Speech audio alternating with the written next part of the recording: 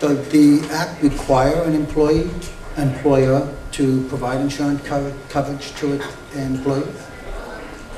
The Act does not really mandate any size company to offer health insurance. However, depending on your size, if you have greater than 50 employees, you may be assessed a penalty if certain other things happen.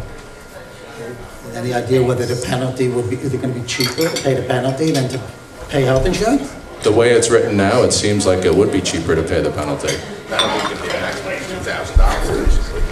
The penalty is a maximum of $2,000 starting in 2014. So if required coverage is going to be more than $2,000, right? So I tend to think that it's going to probably be pretty close to a break even, and companies are going to have to make a decision as to whether it's worth paying the penalty or worth covering their employees, and that might depend upon their employee mix and whether their employees have problems and other things such as that, and how their coverage is determined. I'm sorry, John. Oh, that's okay. If I may, I think the one thing that I want to share that's very important is that the healthcare reform was passed March 23rd. The provisions themselves, for the most part, have been enacted 6 months after the enactment, which was March 23rd, which essentially is a September 23rd. So how it works is, if you have a plan renewal on or after October 1st, that's when many of the plan provisions come into place. But what's happening, and I see it every week, a lot of what was passed is being amended. So what we're talking about today very well may change by the time 2014 comes around.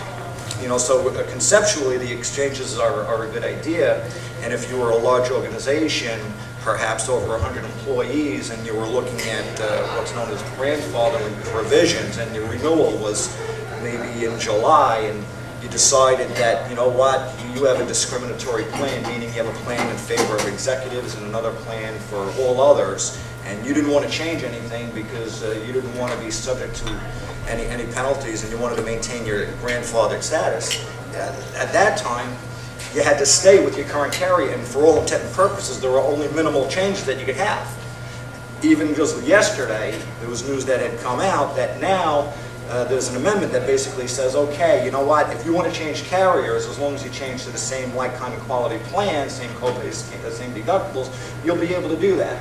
So it's interesting to see what's going to happen going forward, especially now that we have a new house, so to speak, with some of the amendments going forward.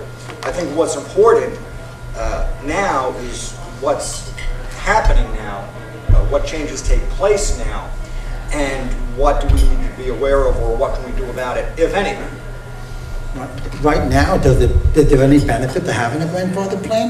Well, it depends. It depends. I hate to use a lawyer's expression, but it actually depends.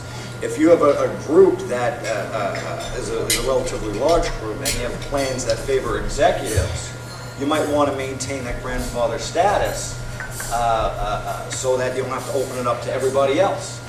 So there are different formulas that you have to take a look at. So every situation is different, but for the most part, for a small business, say less than 50 employees, it's kind of scratches something, doesn't itch. It really doesn't matter. It really, we see it more coming into place for the larger group employees.